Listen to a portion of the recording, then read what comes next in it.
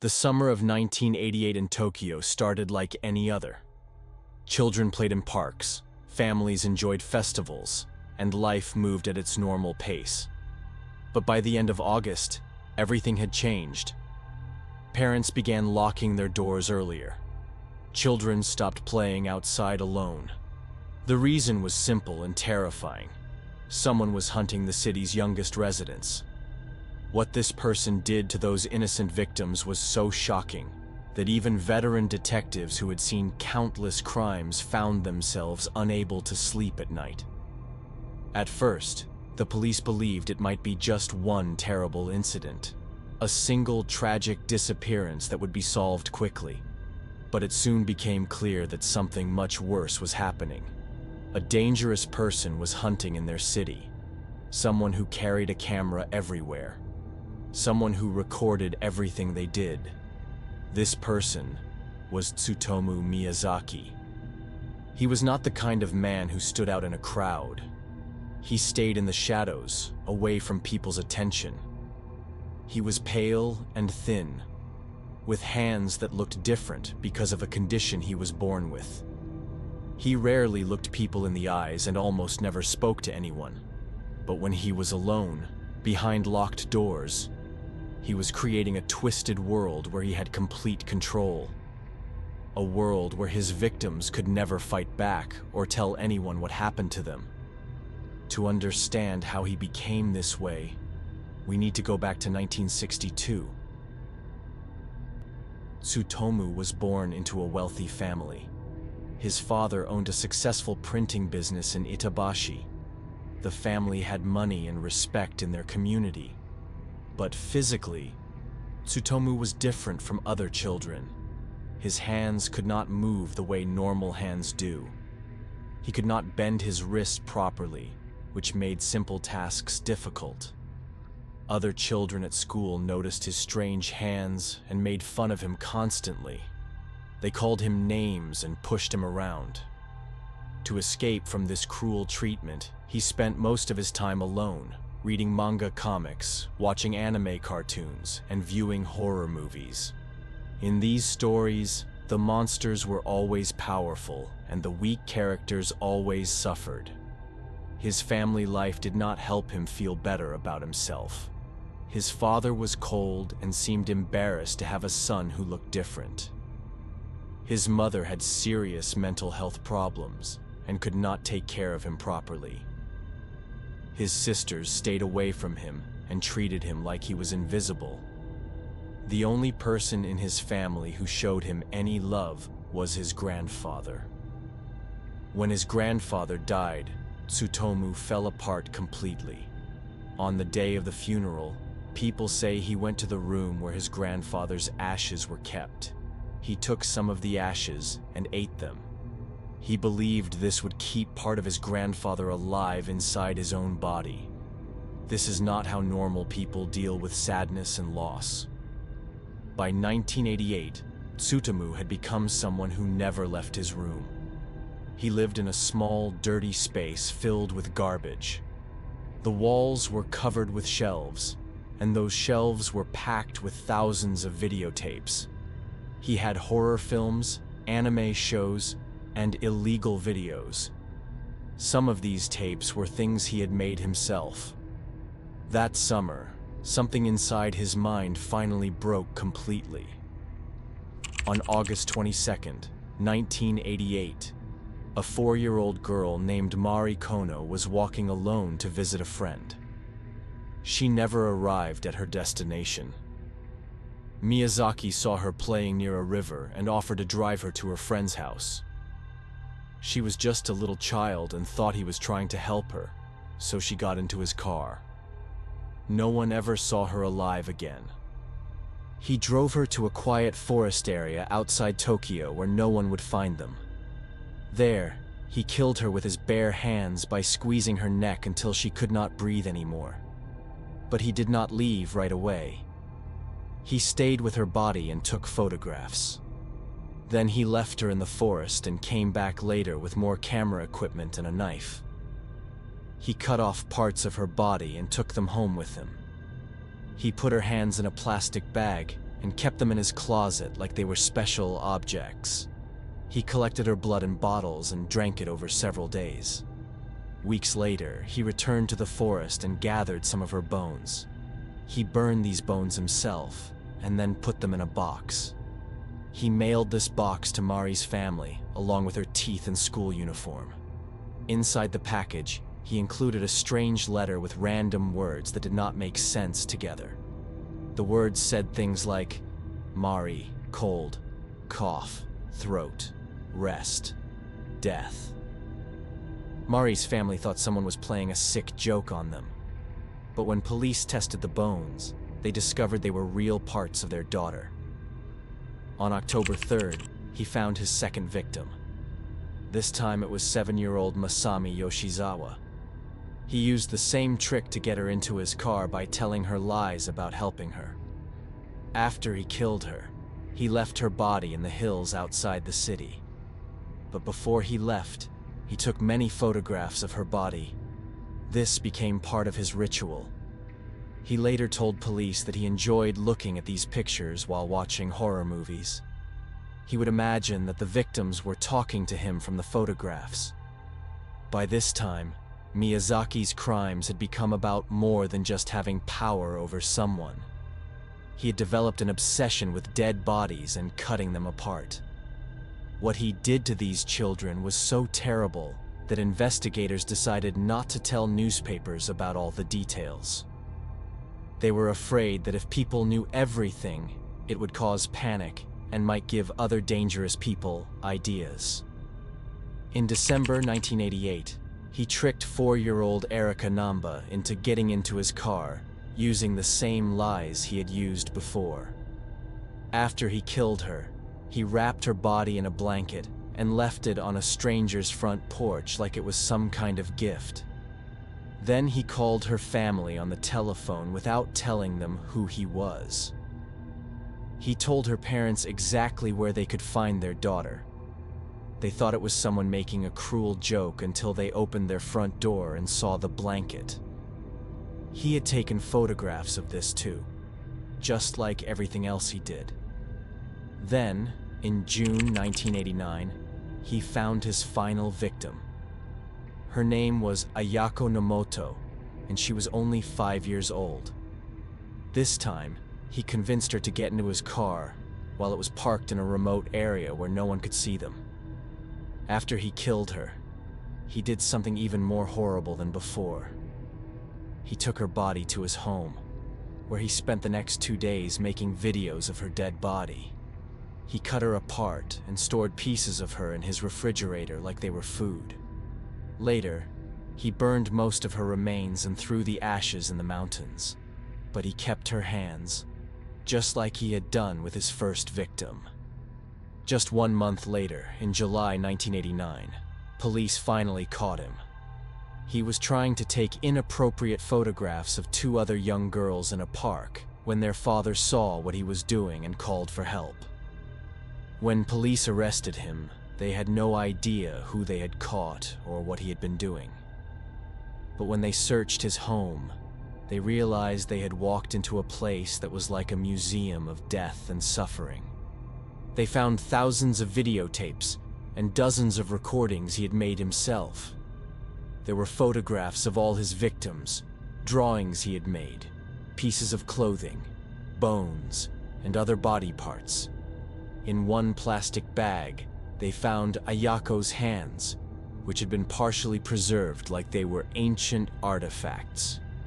He had put them in a special box and built a small shrine around it, like he was worshipping them. The case shocked everyone in Japan, not just because of what he had done, but because of how calm and emotionless he seemed about it.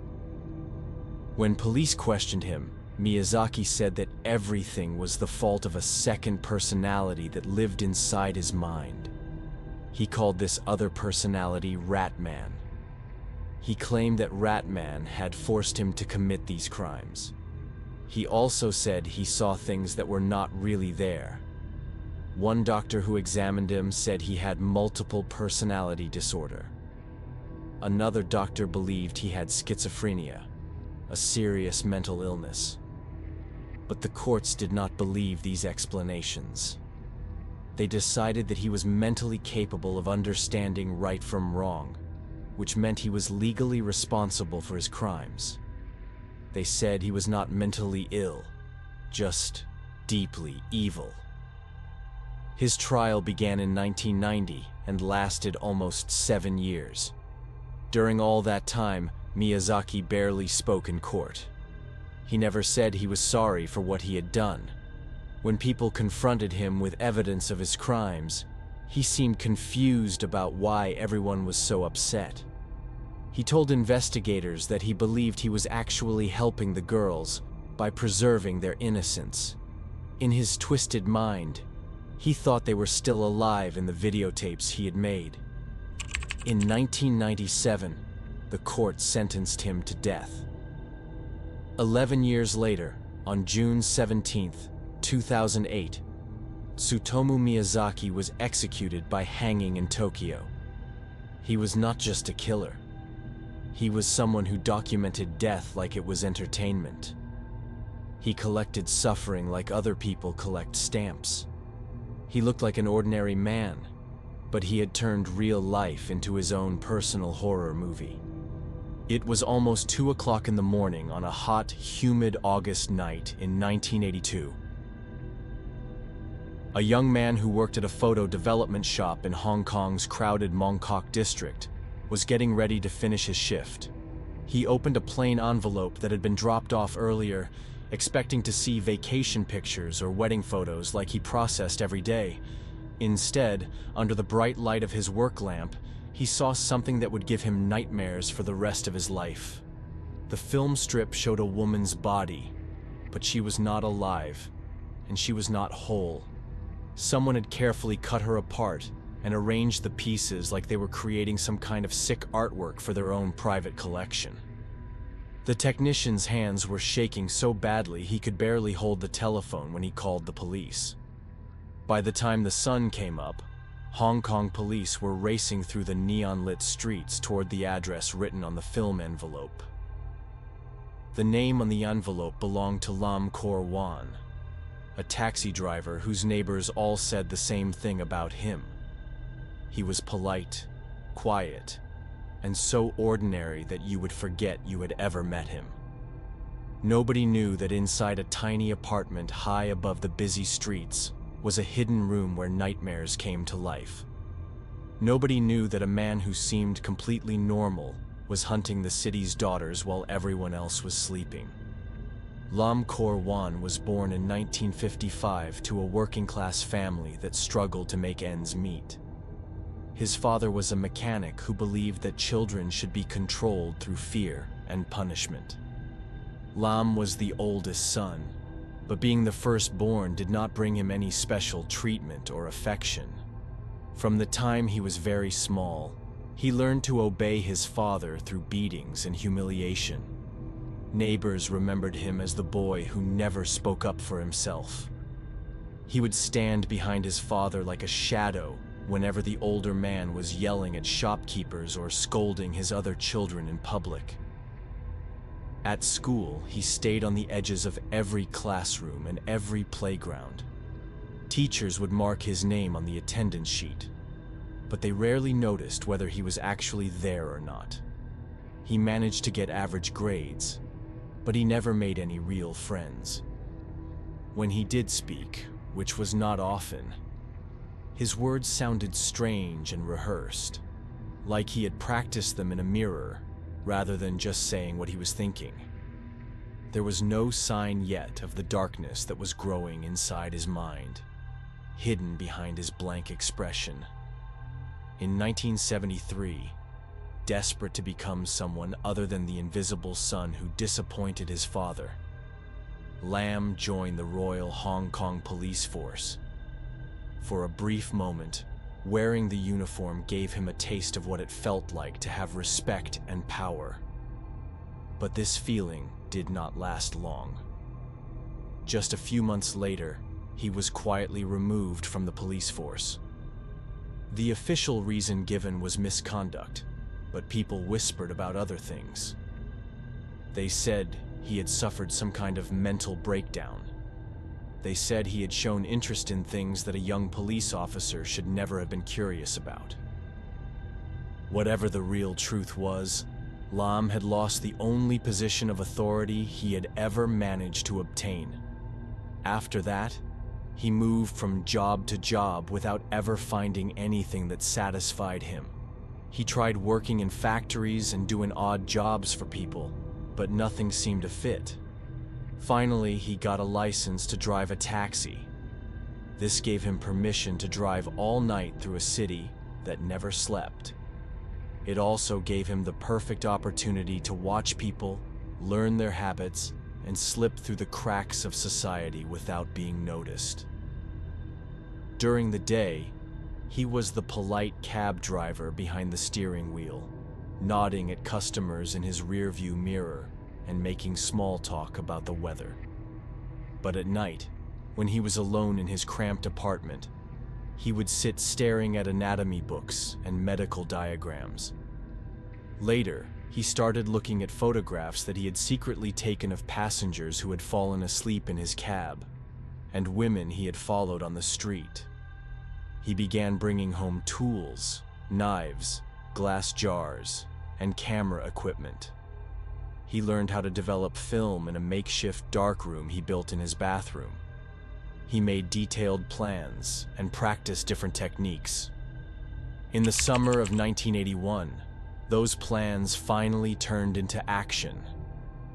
Lam began hunting for victims like a fisherman, casting lines into dark water.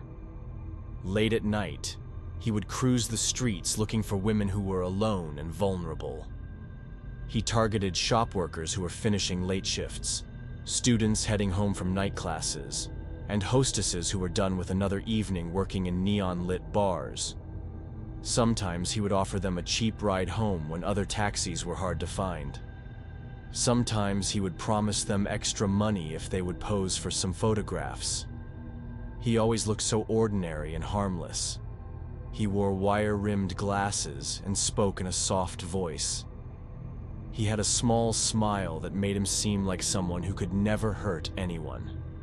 When they got into his taxi, the bright lights of the city would blur into streaks of color as he drove. Lam would take them through quiet streets, making sure no one was following or watching. Then he would drive to his apartment building, usually with some excuse about needing to stop for a moment. Maybe he would say he needed to get money from his room, or he needed to pick up his camera equipment. He would invite them to come inside and wait. They rarely said no because he seemed so safe and trustworthy. Once they were inside his apartment, the door would lock behind them. The windows were already covered with thick black curtains that blocked out all the light from the street. In that silence, with the city's noise completely cut off, Lam's polite mask would disappear. He would kill them quickly and methodically, always being careful not to make noise that might alert the neighbors. He was always careful not to leave evidence that someone might find. But death was never the end for Lam's victims. After they were gone, he would carry their bodies to a corner of his bedroom where he had set up a workbench under harsh fluorescent lights. There, he would turn his tiny room into his own private morgue. He would pose the bodies in different positions and take photographs from every possible angle. He studied them the way a scientist studies specimens under a microscope, taking them apart piece by piece. Some parts he would preserve in glass jars, sealing them carefully and writing labels like they were rare scientific samples. But he always kept souvenirs too. Purses, scarves, earrings, and other small personal items that still smelled faintly of perfume. These were his reminders that these women had once walked the same streets as everyone else in the city. After each murder, Lam would wash his hands carefully, clean all his tools, and go back to driving his taxi as if nothing had happened. He would pick up drunk businessmen stumbling out of bars, tired workers heading home from late shifts, and young couples who were walking home together. These passengers would sit just inches away from the same seat where a victim had sat just hours before. They never knew what the quiet man behind the steering wheel had done in the darkness. Between 1981 and 1982, 4 young women disappeared into his private world of horror. Their families reported them missing to the police, but the officers assumed they had probably run away from home. Nobody looked twice at the shy taxi driver with thick glasses who seemed so harmless. He was invisible, which was exactly how he wanted it. He might have stayed invisible forever if he had not made one crucial mistake. In August 1982, Lam brought a roll of film to a photo lab for development. Maybe he had become so confident in his invisibility that he did not think twice about the risk. Maybe he wanted to see his trophies printed on glossy paper, clearer than the dark images he developed at home in his bathroom. Whatever his reason was, that single envelope destroyed everything he had built. When the lab technician saw those images, he did not hesitate for even a second. He immediately called the police and told them what he had found. The police traced the film back to Lam's taxi license, and from there to his apartment address. When officers knocked on his door, Lam did not try to run away or hide. He opened the door politely, just like he was greeting another pair of passengers who needed a ride somewhere in the city.